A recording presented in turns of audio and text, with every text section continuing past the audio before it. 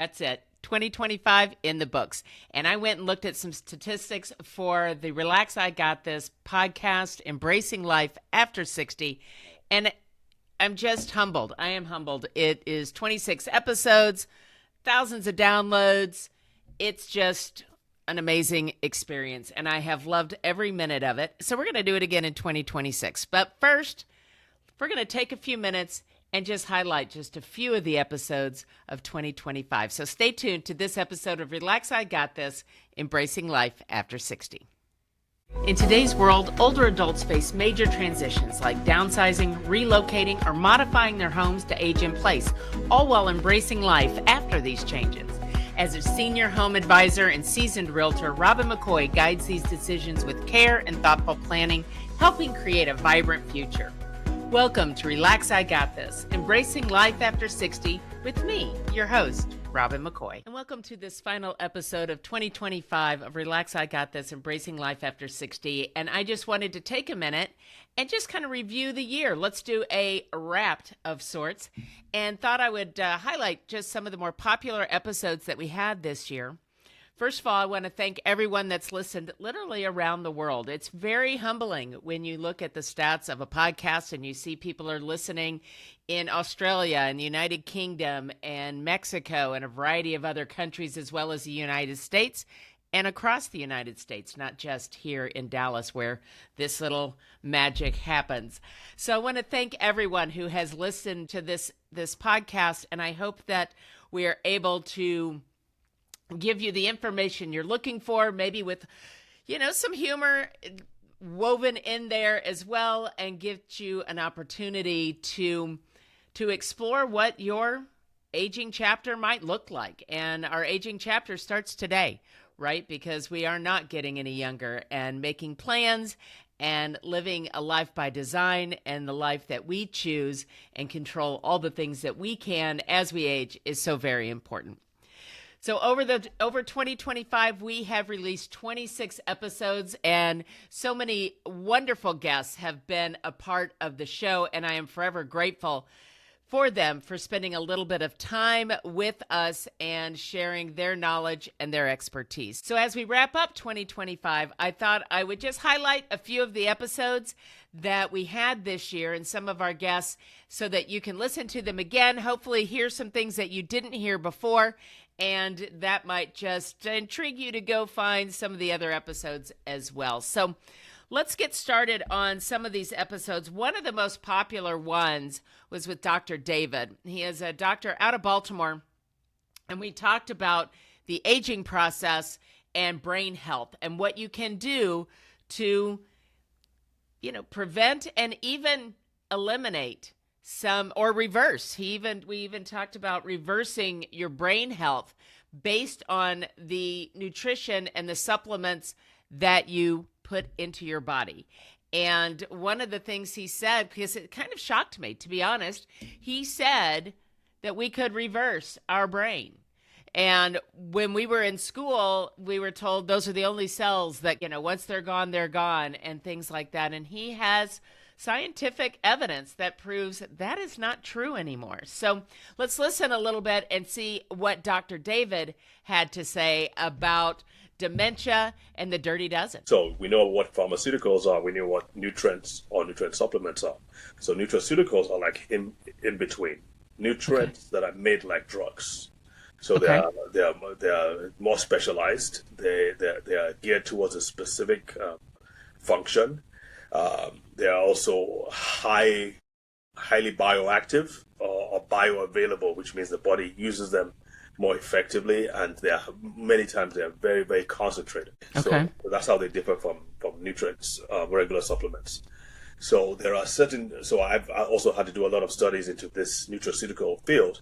There are certain nutraceuticals that specifically switch on the brain's genes, or the brain's ability to enhance or upregulate, repair, and even removal of damaged brain cells.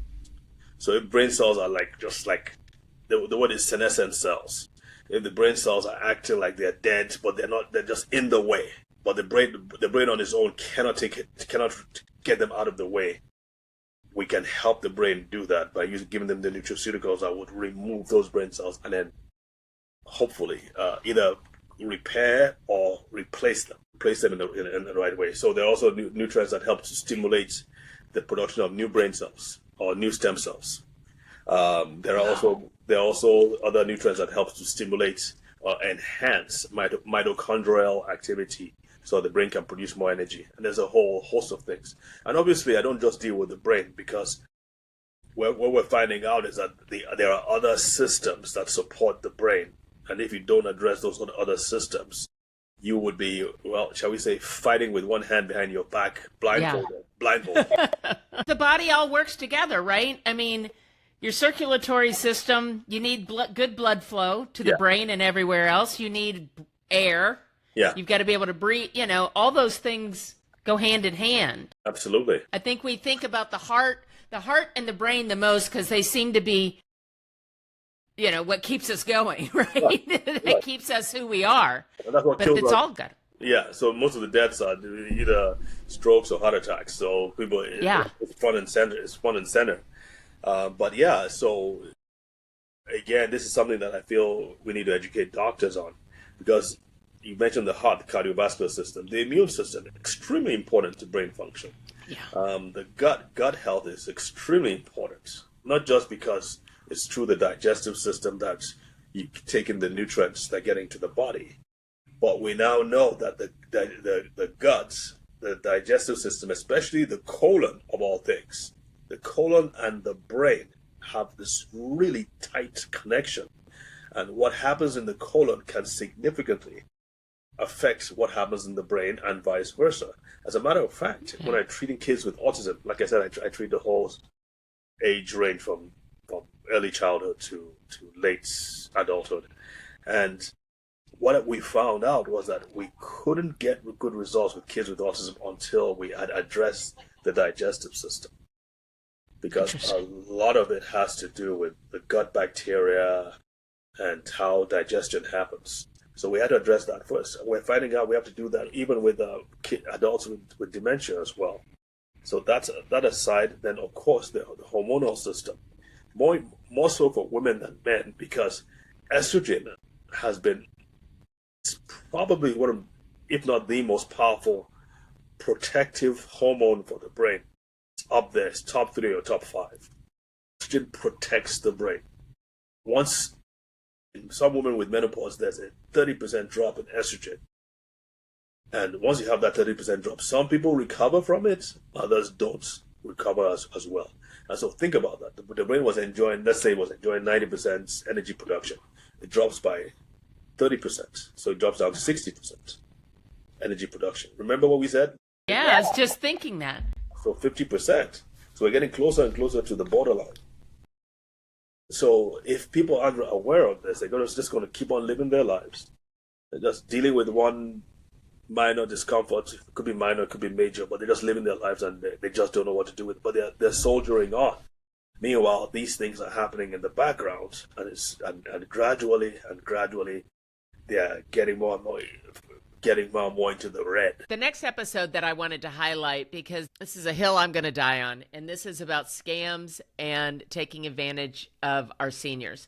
And Dr. Keith Ludwig was a guest. He has a book out on this as well. And as a former special agent of the FBI, dealing in cybersecurity, has some pretty specific insights as to what this looks like and why it's so prevalent and why it is so hard to stop, and what you can do to protect yourself and your loved ones from being taken by some of these cyber scams, the cyber romances, all those sorts of things that are predatory, not just on seniors, but I think seniors are our most vulnerable population right now, because these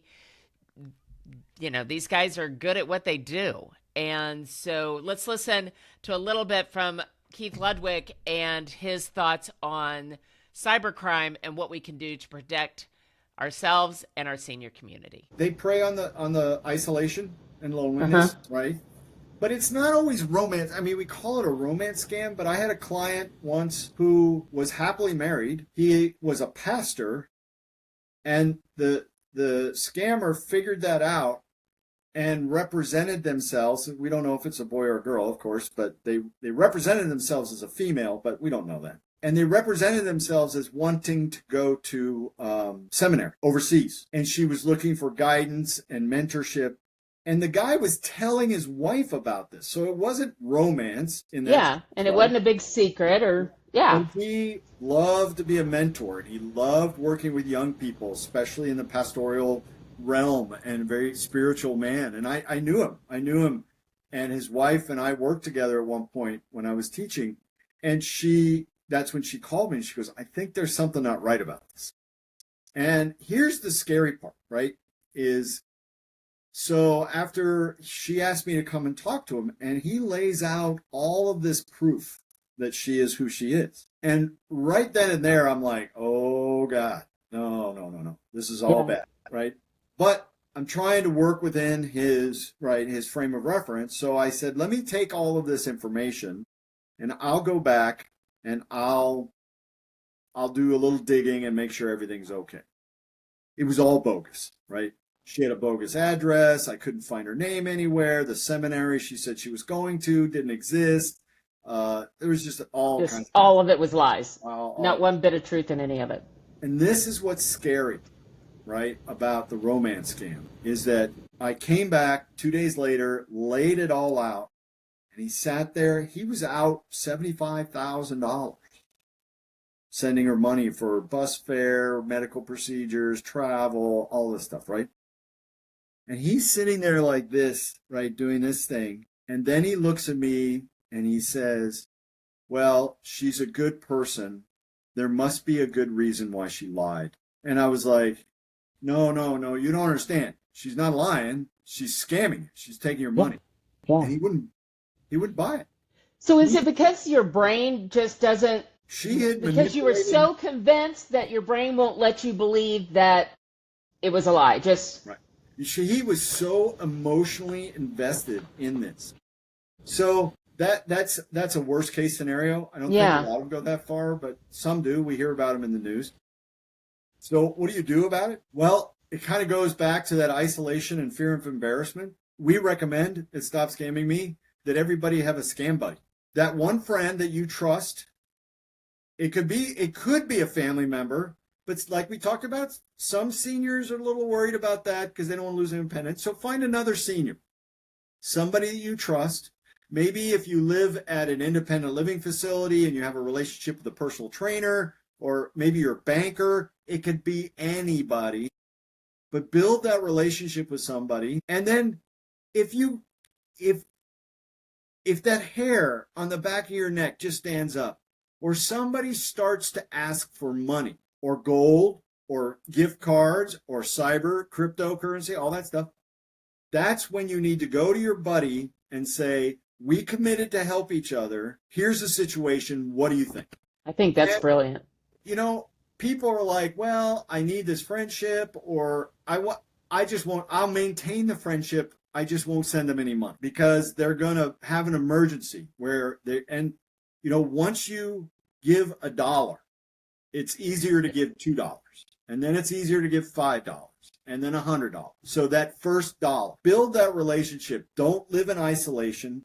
Have somebody you trust. You can call the police, non-emergency number. Call me, right? Call anybody. Call me. And say, I just don't know. Yeah. And you know what? I don't charge for 15, 20 minutes, right? Or whatever. Call me. If I could do 15 minutes worth of work and I could say, no, right? But even if it's going to take me an hour, right?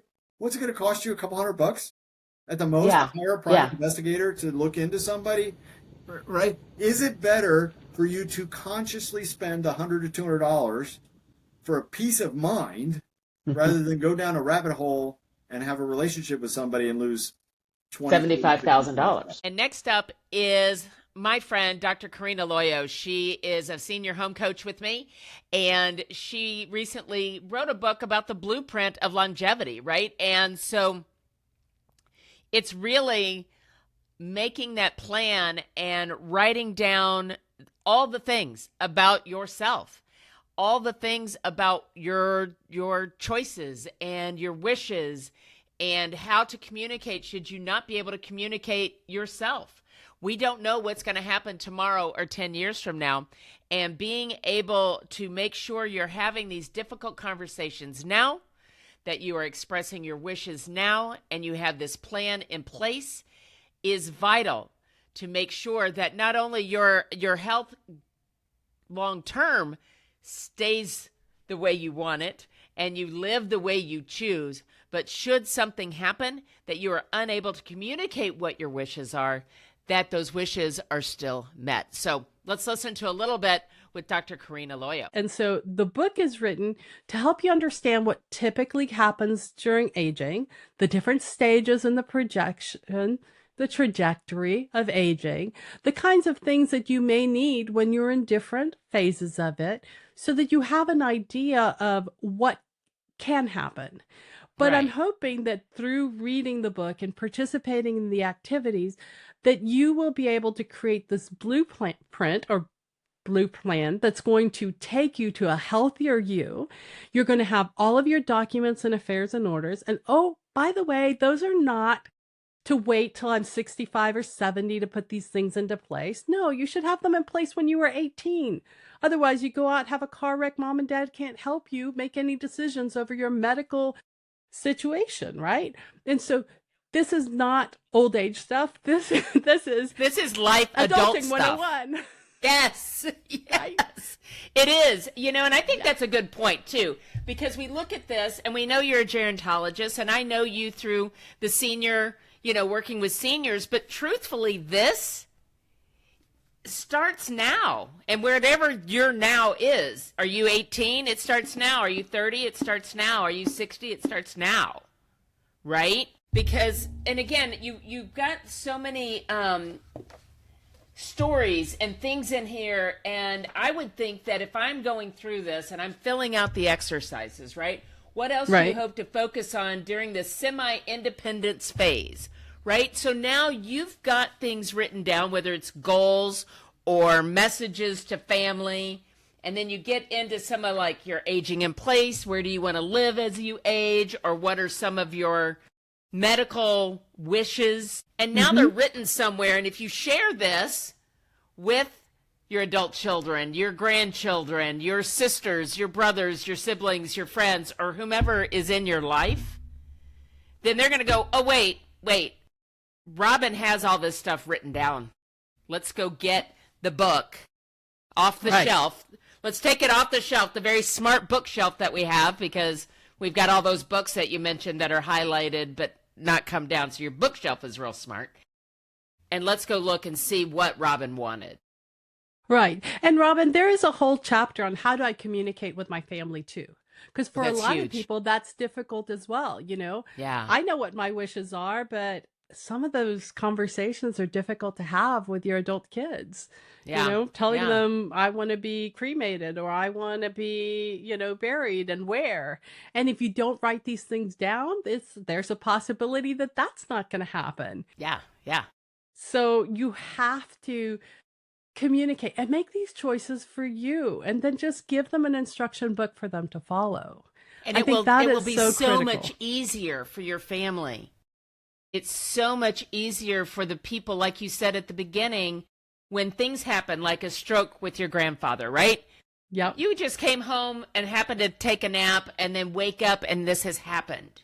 It's not like, there was any forewarning on something like that. I've got a friend who, at 62, her husband had 4 strokes in a row at 62 on Christmas Eve. Certainly nobody expected that, right? And she instantly, her and her children, and caregiving and learning about all these things. So you don't know. And he, it affected his speech and his mobility and his all the things, right? So having this so that if you can't communicate, they know that they are doing the best they can with what you wanted. Yes. And then there's even things that are maybe, how do I say this? So let's say, for example, you can't communicate and I'm having to feed you. And I think, well, given the fact that you now have swallowing issues and, all of these things that happen, well, we need to give you softer foods. So now I'm thinking I'm going to give you oatmeal because that's pretty nutritious and it sounds reasonable. I can put some apples in it and cinnamon and fix it up really great. And you just refuse to eat it. Now I'm thinking, well, you're just being difficult. But here's the deal. You never liked oatmeal. Ever.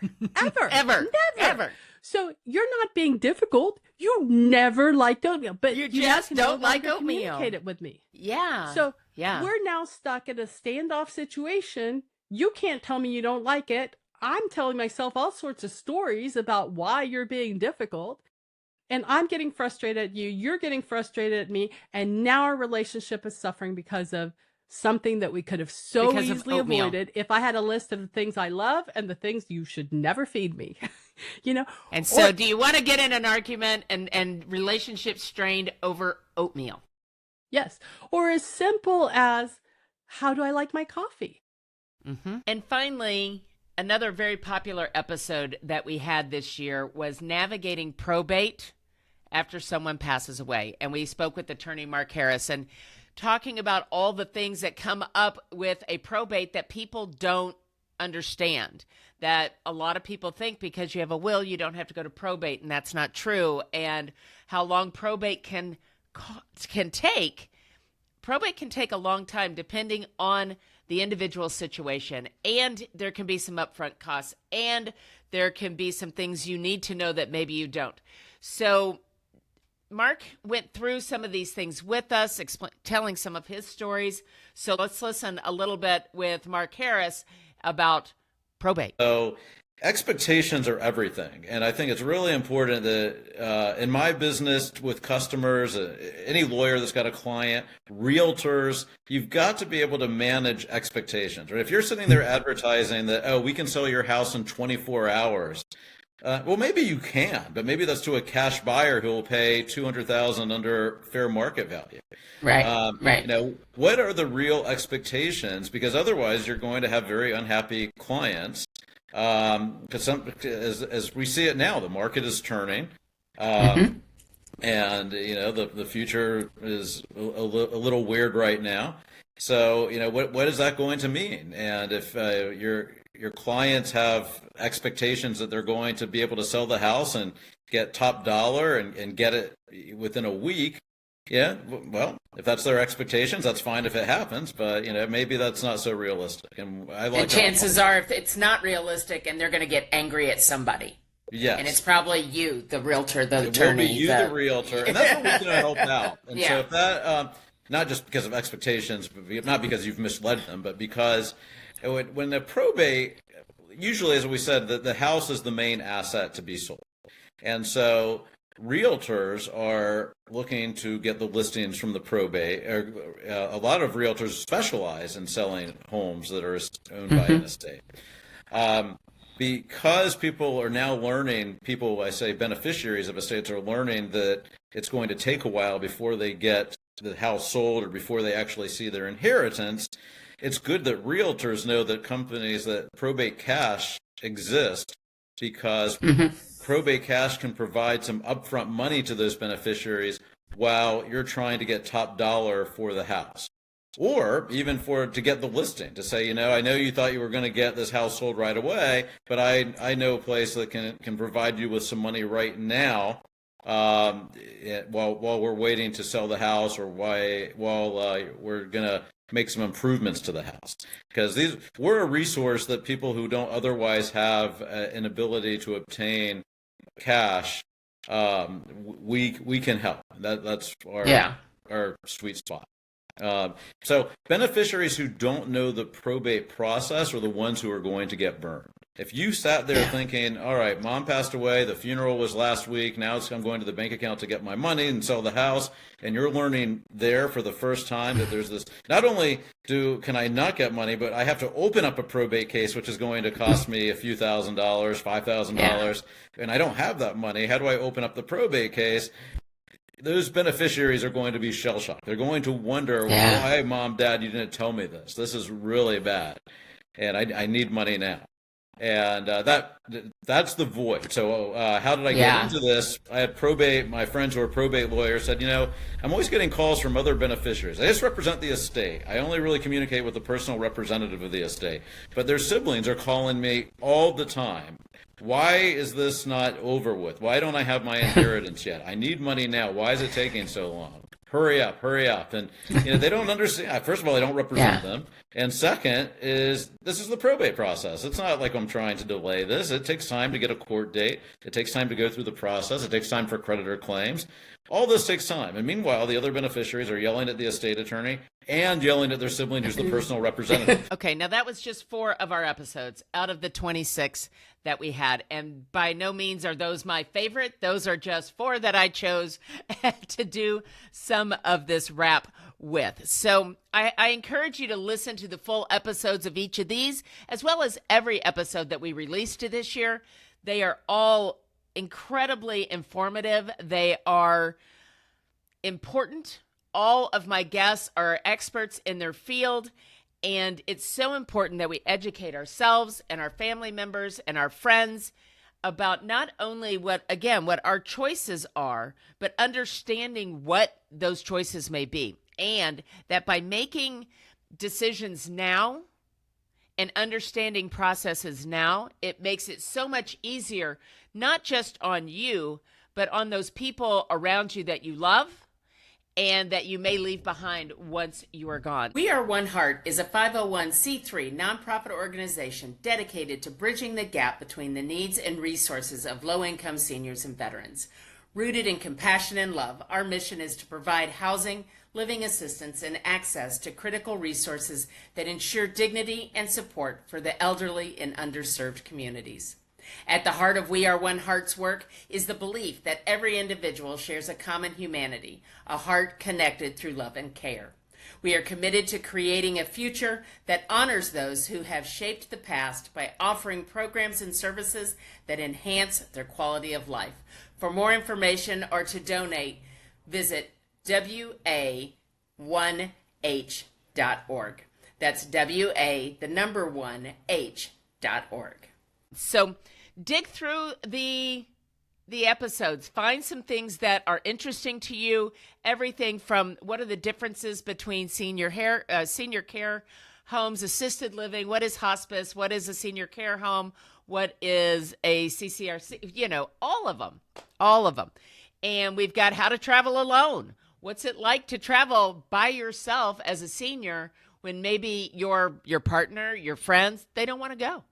So how can you do that with confidence and feel safe and still be able to go do the things that you choose to do? We've got some with Sharon Knapp on nutrition and attorneys on wills and trusts. Again, Mark on probate. There's just so many things out there that we either don't want to talk about or just choose not to. And by ignoring it, it isn't going to go away. So thank you all for listening this year to Relax, I Got This, Embracing Life After 60. We are going full on into 2026. And if you have anything in particular that you want to talk about or hear about, please let me know. And we will find those experts and we will find that information for you. Make sure you check all those show notes as well. Many of my guests are authors, and their books are going to be listed in Robin's Recs and Favorite Things. So make sure you grab that list of all of my favorite things and recommendations, everything from the books my guests and friends have written to my favorite platforms that I use to do my podcast and to do other things. And just some of my favorite gifts, the things that are quick and easy to give as gifts and those sorts of things. So it's just one-stop shop for those sorts of things. So anyway, thank you so much for 2025. And I'm looking so forward to doing 2026 with y'all. See you next time. Thanks for joining us for Relax, I Got This with Texas Realtor Robin McCoy. Check out all the show notes for contact information on Robin and our guests and to access your free buyer and seller guides. Also, don't forget to hit that subscribe button so you never miss a conversation. Thanks again, and we'll see you next time on Relax, I Got This with Robin McCoy.